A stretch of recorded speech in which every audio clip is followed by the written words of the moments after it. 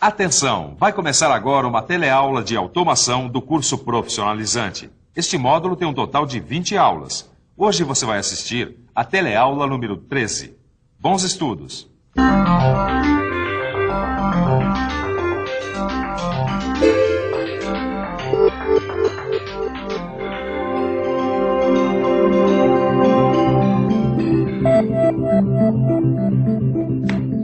O assunto da nossa teleaula de hoje cabe aqui. E olha que não é pouca coisa, hein? Porque o assunto é a consciência do computador. Ou melhor, os softwares, que podem estar em disquetes como este, na memória do computador, ou ainda... Pera aí, mano, calma. Se você quer saber mais sobre os softwares, se liga aí. Na teleaula de hoje, você vai ver que entre o usuário e a CPU do computador, existem 3 níveis de softwares. E vai conhecer cada um desses níveis.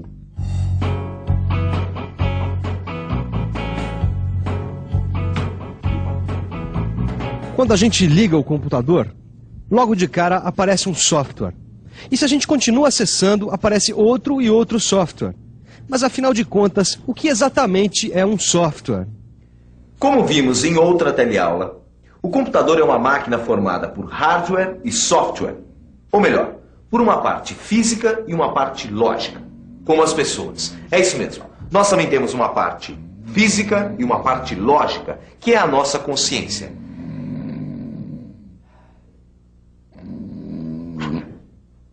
Torquato, sem o seu software não dá para ter teleaula. É óbvio que eu não estava dormindo. É que esse foi um jeito da gente mostrar para você o que acontece com o computador sem um software. Ele perde a consciência, como quando a gente dorme. É isso mesmo, o software é a consciência do computador. Tudo que você escreve, desenha, planeja, projeta, fica armazenado aqui, na memória do computador. É igual que acontece com as pessoas. A nossa consciência é formada pelos conhecimentos, experiências, pensamentos que ficam armazenados na nossa memória. Se o nosso software se manifesta através do que pensamos e sentimos, no computador, o software aparece na forma de programas, que na verdade são milhares, milhões ou até bilhões de bytes que ficam enfileirados na memória do computador ou num disquete. Quando a UCP, ou melhor, a Unidade Central de Processamento, acessa um programa, ela vai recebendo passo a passo as informações binárias que vão definir a próxima operação que o hardware vai realizar. Em outras palavras, Software são os programas, isto é, a parte lógica do computador, que representa a sua consciência. Quando acessado pela UCP, também conhecida como CPU, o software comanda as operações do hardware, ou seja, a parte material do computador. Como você viu, quando a gente liga um computador, de cara aparece um programa, ou melhor, um software. E depois pode aparecer outro e um outro ainda. Isso porque os softwares são divididos em 3 categorias: os sistemas básicos, os sistemas operacionais e os aplicativos.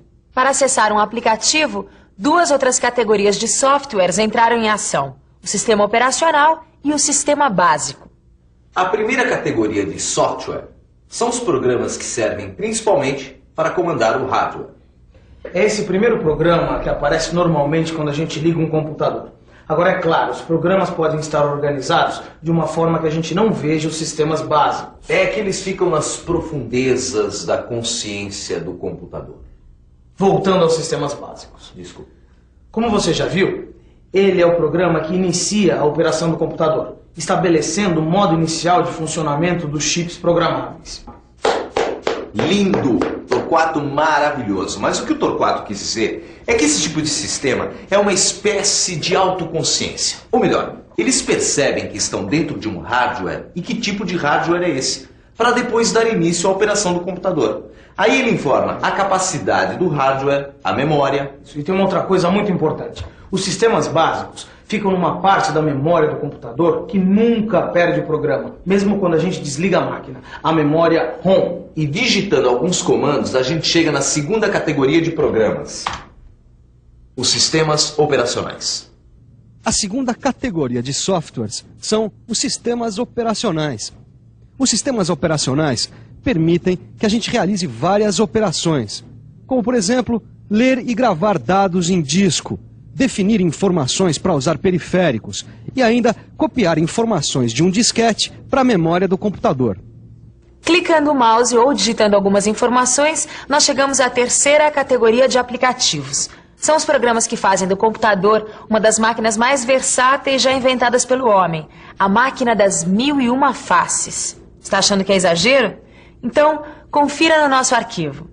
Existem programas utilitários, programas de comunicação, editores de texto, editores gráficos, programas de auxílio a projetos, programas de auxílio à manufatura. No seu livro você vai encontrar uma lista com várias informações sobre esses e ainda outros programas. Olha, o que importa agora é você perceber que existe programa para tudo quanto é coisa. Que versatilidade! Com esse tipo de programa você pode escrever textos, programar máquinas ou então fazer uma obra-prima como essa. E o legal é que com alguns sistemas operacionais dá até para usar 2 programas ou aplicativos ao mesmo tempo. Você reparou no que o Torquato disse? Aplicativos. É que esse é um tipo de programa que serve para alguma aplicação, como escrever textos, programar uma máquina, fazer um desenho. Por isso que tem esse nome, aplicativos. Bom, vendo tudo isso sobre os softwares, você deve estar achando que só falta eles pensarem, né?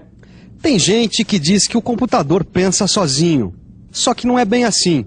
O papel do software é só fazer a máquina trabalhar.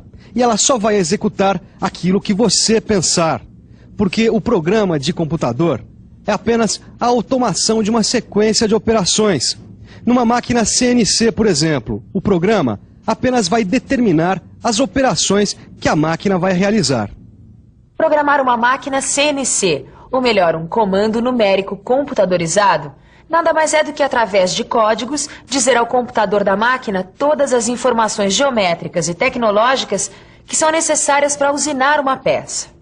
As informações geométricas vão determinar o percurso da ferramenta para definir o contorno da peça. E as informações tecnológicas definem as condições de usinagem, o avanço, a profundidade, a velocidade de corte e ainda as ferramentas que vão ser usadas. O resultado está aí, um pedaço de um programa para um torno CNC. Mas olhando para esse pedaço de programa, você deve estar se perguntando, afinal, como será que ele é feito? E ainda, será que a máquina CNC consegue ler exatamente o que está aqui? O programa das máquinas CNC é feito mais ou menos assim. O programador escreve as instruções num editor de textos, como esse. É claro que os números e letras são padronizados. Quer dizer, cada um deles tem um significado que quem faz o programa sabe o que quer dizer. Continuando, depois de escrito, o programa é gravado e copiado na máquina. Mas as máquinas CNC precisam de um programa aplicativo para traduzir os números e letras. Você lembra que a CPU da máquina CNC só entende as operações em código binário?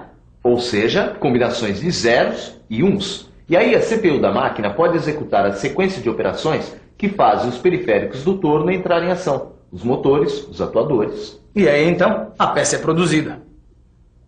Observando esses códigos, dá para a gente entender bem o papel do software na automação. Repara só, existem 3 camadas de softwares entre o usuário e a máquina CNC.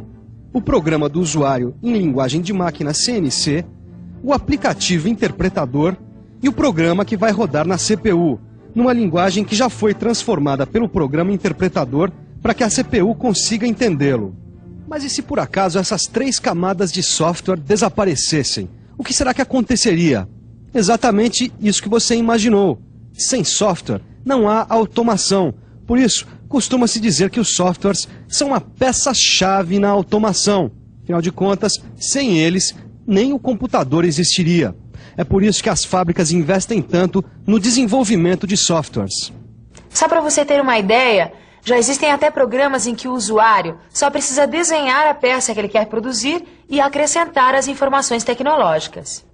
Então, um aplicativo de auxílio à manufatura produz o programa CNC, que é interpretado e enviado à CPU.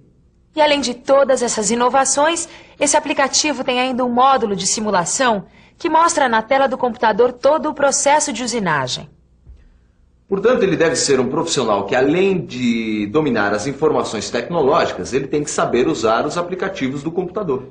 E olha que não é difícil, não. Estudando bastante, logo você pode ser um usuário e sair por aí pilotando uma máquina CNC. Começando pela revisão, é claro. E atenção, se liga aí que é hora da revisão. Na teleaula de hoje, você viu que os sistemas básicos iniciam o funcionamento da máquina. Viu que os sistemas operacionais permitem a operação do computador e trazem outros programas para a memória da máquina. Viu que os aplicativos são programas específicos para determinadas tarefas. E viu que quanto mais sofisticado o software, maior será a distância entre o usuário e as operações da máquina. Como você viu, para entrar no mundo da automação, o negócio é estudar bastante. É isso aí. Bons estudos e até a próxima.